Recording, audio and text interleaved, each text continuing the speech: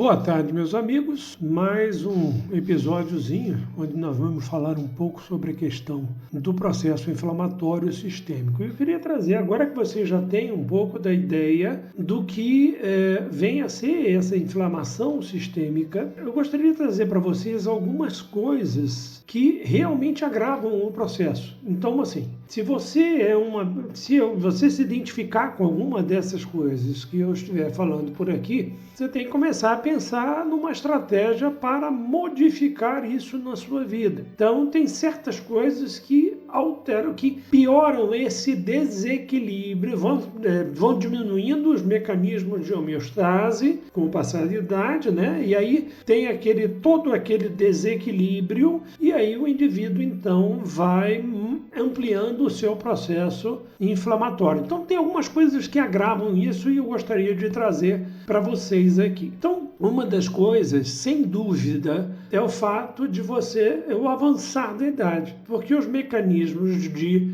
correção, os mecanismos de homeostase, como eu já disse, com o passar da idade vão se tornando mais precários. Então, a sua produção de certos hormônios, a sua produção de determinados antioxidantes, aquilo vai caindo com o tempo e a tendência é que você diminua essa capacidade reativa e busca dessa homeostase. Então, nós temos um dos fatores é a idade. E é interessante porque você tem um início de vida onde todo o teu sistema imunológico está ainda muito imaturo, então é um ponto de vulnerabilidade neste início de vida. Tempos depois, alguns meses, o indivíduo começa a se organizar, com o passar de alguns anos o sistema imunológico vai amadurecendo e aí você passa uma grande parte de sua juventude, de sua vida, a sua juventude, com esses mecanismos de homeostase bem ativos e bem eficientes. Quando você chega, se você perguntar por volta de 40 anos de idade, você começa, você atinge um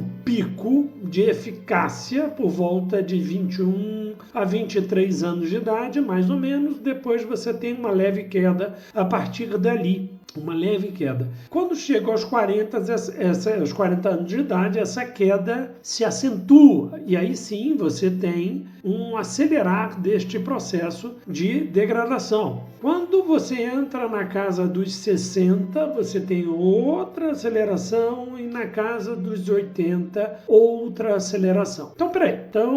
Nós estamos... É um destino que nós não temos como evitar de forma alguma. Eu venho alertando isso a vocês. Um monte de coisa nós podemos fazer para irmos equilibrando essas fases, esses períodos, de forma que você diminua essa curva descendente, né? A inclinação se torne menor e você consiga chegar aí a idades avançadas numa situação muito boa, pelo menos com ótima qualidade de vida. A verdade é que eu acho que nunca tivemos tantas ferramentas como temos hoje para evitar um futuro nefasto. É claro, gente, que olha só, tudo que eu estou trazendo para vocês não é uma sentença. Nós não podemos aqui dizer 100% isso tudo. É claro que o homem lá de cima é quem define o futuro de cada um de nós. Mas, sem dúvida, temos como mexer nessa equação?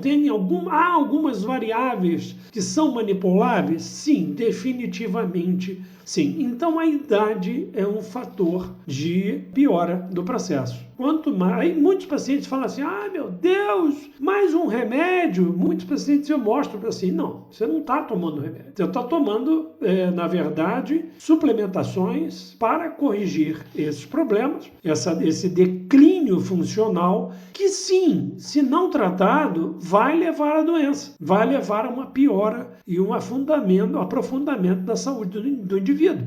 Então, assim, e aí eles veem, sim, a grande maioria disso aqui não é remédio. Isso. Porque lembre-se, se você está tendo que utilizar uma medicação é porque o mecanismo de homeostase já foi tão destruído que você precisou lançar a mão, está tendo que lançar a mão de um corretivo. Aquilo ali, na verdade, é uma correção de algo que já foi destruído. Tá? Às vezes você consegue recuar dentro do avançar dessa doença? Sim, com certeza. Então é onde nós vamos atuar um pouquinho com essas suplementações. Então a idade é um dos fatores, tá? E você tem piora em alguns pontos. Eu vou, na verdade, trazer aqui, hoje eu quero falar de 2 fatores que são muito importantes. Alguns autores, como o grande Ricardo Zimmermann, ele fala da idade como o fator principal. Eu entendo que é o grande foco dele, já que ele trabalha com a questão da possibilidade de rejuvenescimento em si, na verdade, o controle do envelhecimento. Eu digo que existem outros fatores muito importantes também. Sem dúvida, a idade é um dos mais importantes. Mas existe um outro que é muito contornável, que é a obesidade. Gente, infelizmente vivemos uma cultura onde há uma glamorização da obesidade, como se você criticando a obesidade, você estivesse tendo preconceito. Não é uma questão de preconceito, é entender que a obesidade é um dos principais fatores de risco para o agravamento de toda esse degringolar da nossa homeostase.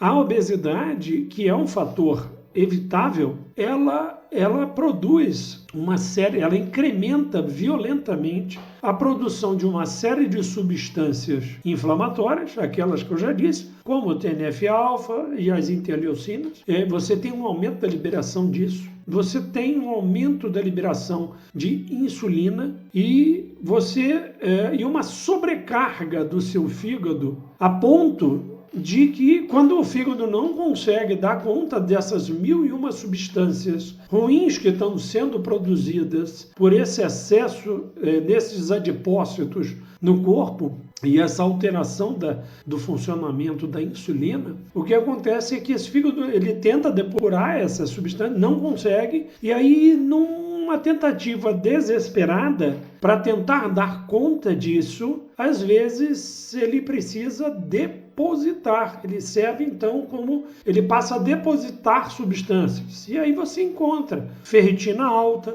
né? Você encontra alterações da TGO, TGP, gama-GT, que são as enzimas hepáticas. Você vê alterações dizendo assim, caramba, está em sobrecarga esse fígado. Você tem o que a gente chama de esteatose hepática, gordura no fígado, que infelizmente a maioria dos colegas trata isso como se isso fosse a doença. Isso não é a doença, isso é somente um sintoma. Isso é um sinal importante de que esse fígado está em sobrecarga e o metabolismo do indivíduo está completamente bagunçado. Na obesidade, a gente vai falar muito sobre obesidade ainda nesse curso, mas na obesidade você tem ali um monte de alterações que, na verdade, se retroalimentam. Tá? Então você vai ter esse fígado em gordura, esse fígado incapaz de depurar, você vai ter um aumento da produção de ácidos graxos ali no sistema porta, você tem um aumento com isso de triglicerídeos, então é aquele paciente clássico, gordinho, né? Gordurinha abdominal, aquele paciente que tem ferritina alta, TGO e TGP ligeiramente aumentada, quando você faz um ultrassom está lá a esteatose moderada, você verifica a glicemia dele, o açúcar dele em jejum, a glicemia está na faixa ali de 102, 103, ele tem uma intolerância à glicose. Quando você dosa o peptídeo C, a insulina basal, o processo está alterado, a hemoglobina glicada dele está em 6, 5,9, e aí esse cara está flertando com todo o processo inflamatório, toda essa questão inflamatória. Esse paciente, gente, era o paciente principal, com maior potencial, além da idade, de complicação. Eu diria até que eles eram mais graves, ficavam mais graves na época da epidemia Xingling do que a própria idade. Às vezes eu via pacientes idosos muito bem, enfrentando muito bem uma infecção pelo vírus Xingling lá, mas, na verdade, os obesos não faziam. Lembra que eu já disse para vocês, havia basicamente 2 fases da doença, às vezes uma terceira fase. A primeira fase, você tinha o processo de replicação viral. Uma segunda fase que a gente chamava de fase inflamatória, que era onde normalmente o paciente degringolava, fazia aquelas imagens gravíssimas do pulmão, em vidro fosco, onde ele desaturava e a maioria, infelizmente, voltavam para casa com aquela fala de que não tem tratamento, toma dipirona e vai para casa. Alguns colegas, eu via, era muito clássico, davam nimesulide, loratadina e mandava para casa. Era uma coisa assim, absurda. O resultado, infelizmente, muitos vieram a falecer. Não se tratava essa fase inflamatória.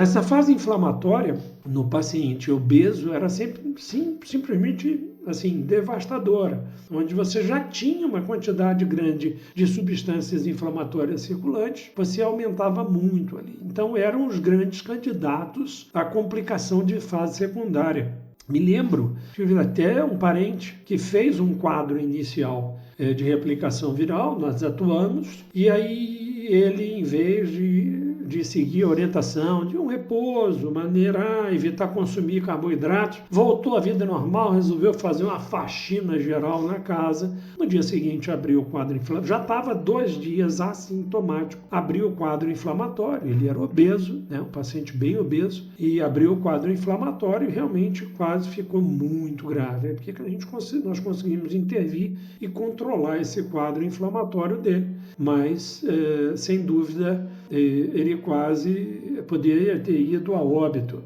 essa inflamação exagerada pela sua obesidade. Aliás, era um paciente que desde o início da pandemia, eu dizia, quando ele pegar vai ser difícil, e eu particularmente me preparei, inclusive, para poder tratar dele, porque eu imaginei que iria complicar quando ele pegasse. Ele demorou para pegar e quando pegou, quase ficou muito grave, mas demos conta. Graças a Deus está bem, está 100% curado. Mas o ponto é, então, para diminuir, nós temos como atuar então com o envelhecimento? Não, nós temos como atuar preventivamente, sabendo de que há fisiologicamente uma diminuição de todas as enzimas, hormônios, produção de anticorpos, mecanismos de reparação celular. Todos esses mecanismos vão decaindo com a idade e a gente tem que raciocinar aonde eu posso atuar dentro desses mecanismos celulares para que